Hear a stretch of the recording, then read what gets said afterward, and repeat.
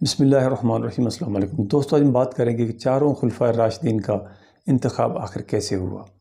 اگر آپ اسلامی واقعات والی ویڈیوز میں دلچسپی رکھتے ہیں تو ہمارے چینل کو سبسکرائب کر دیجیے۔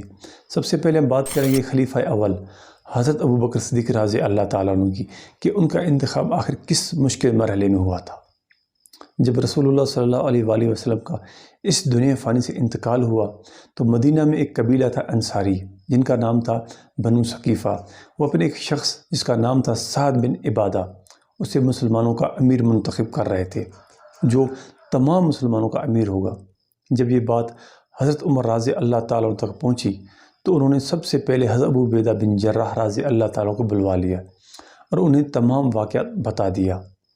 اور انہیں کہا کہ آپ مسلمانوں کے خلیفہ بن جاؤ، کیونکہ آپ کو رسول اللہ صلی اللہ علیہ وآلہ وسلم نے امین الامت کا لقب دیا تھا۔ تو حضرت ابو عبیدہ بن جراح رضی اللہ تعالیٰ آگے سے کہنے لگے کہ اے عمر، تمہیں کیا ہوا ہے؟ جب سے تم نے اسلام قبول کیا ہے تب سے لے کر آج تک تم نے ایسی کوئی بہکی ہوئی باتیں نہیں کی، لیکن آج رسول اللہ صلی اللہ علیہ وآلہ وسلم کا اس دنیا فانی سے انتقال ہوا ہے تو تم بیوقوف والی باتیں کر رہے ہو۔ بھلا ابو بکر صدیق رضی اللہ تعالیٰ عنہ اور تمہارے ہوتے ہوئے جو رسول اللہ صلی اللہ علیہ وآلہ وسلم کے سب سے قریبی غلام تھے، سب سے قریبی ساتھی تھے، ان کے ہوتے ہوئے بھلا میں کیسے مسلمانوں کا امیر بن سکتا ہوں؟ تو حضرت عمر نے حضرت ابو بکر صدیق رضی اللہ تعالیٰ کو پیغام بھجوایا کہ آپ یہاں پر جلدی سے تشریف لائیں۔ جب حضرت ابو بکر صدیق رضی اللہ تعالیٰ وہاں پر تشریف لائے تو کہنے لگے اے عمر، کون سی جلدی آن پہنچی تھی کہ تم نے مجھے اتنی جلدی میں یہاں پر بلوایا ہے؟ تو حضرت عمر رضی اللہ تعالیٰ کہنے لگے کہ بنو ثقیفہ میں انصار اکٹھے ہوئے، وہاں پر وہ سعد بن عبادہ کو اپنا امیر مقرر کر رہے ہیں، جو کہ تمام مسلمانوں کا امیر ہوگا، اس لیے آپ کو وہاں پر لازمی جانا چاہیے۔ تو یہ تینوں اشخاص وہاں پر تشریف لے کر گئے، وہاں پر دیکھا کہ لوگ اس کی بیعت کرنا شروع کر رہے ہیں۔ تو حضرت ابوبکر صدیق رضی اللہ تعالیٰ عنہ ان سے کہنے لگے کہ تم لوگ اس کو اپنا امیر منتخب تو کر رہے ہو، لیکن مکہ اور مدینہ کے جتنے بھی عرب مسلمان ہیں اس کو اپنا امیر نہیں مانیں گے، کیونکہ وہ امیر اسی کو مانیں گے جو رسول اللہ صلی اللہ علیہ وآلہ وسلم کے ساتھ مکہ سے مدینہ ہجرت کر کے آیا ہو۔ کافی بحث و مباحثہ کے بعد انصار کہنے لگے کہ چلو دو امیر مقرر کر لیتے ہیں، ایک انصار میں سے ہوگا اور دوسرا مہاجرین میں سے ہوگا۔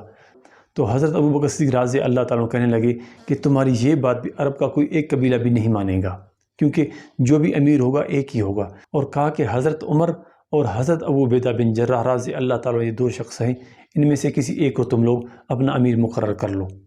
تو حضرت عمر رضی اللہ تعالیٰ آگے بڑھے اور حضرت ابوبکر صدیق رضی اللہ تعالیٰ کا ہاتھ پکڑا اور کہنے لگے کہ میں آپ کو مسلمانوں کا خلیفہ، مسلمانوں کا امیر مانتا ہوں، کیونکہ آپ ہی وہ شخصیت ہیں جو رسول اللہ صلی اللہ علیہ وآلہ وسلم کے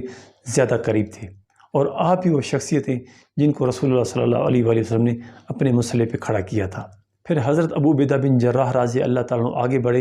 اور حضرت ابوبکر صدیق رضی اللہ تعالیٰ کا ہاتھ پکڑا اور کہا کہ میں آپ کو مسلمانوں کا امیر و خلیفہ مانتا ہوں، کیونکہ آپ ہی وہ شخصیت ہیں جو رسول اللہ صلی اللہ علیہ وسلم کے ساتھ غار میں ساتھ تھے، مطلب آپ رسول اللہ صلی اللہ علیہ وسلم کے غار کے یار ہیں، میں آپ کو اپنا امیر و خلیفہ مانتا ہوں۔ اس کے بعد تانتا بن گیا اور تمام لوگ آتے گئے اور حضرت ابوبکر صدیق رضی اللہ تعالیٰ کا بیعت کرتے گئے، اور اس طرح حضرت ابوبکر صدیق رضی اللہ تعالیٰ مسلمانوں کے پہلے خلیفہ مقرر ہوئے۔ تقریباً 2 سال خلافت کرنے کے بعد جب حضرت ابوبکر صدیق رضی اللہ تعالیٰ کا انتقال کا وقت آن پہنچا تو انہوں نے حضرت عمر رضی اللہ تعالیٰ کو اپنا جانشین مقرر کیا۔ اس طرح حضرت عمر رضی اللہ تعالیٰ مسلمانوں کے دوسرے خلیفہ مقرر ہوئے۔ حضرت عمر رضی اللہ تعالیٰ عنہ کے اوپر جب فجر کی نماز میں لعنتی ابو لولو فیروز کی طرف سے خنجر سے حملہ کیا گیا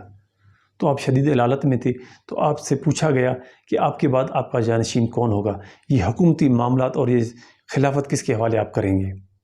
تو حضرت عمر رضی اللہ تعالیٰ خاموش ہوئے، تو کسی لوگوں نے مشورہ بھی دیا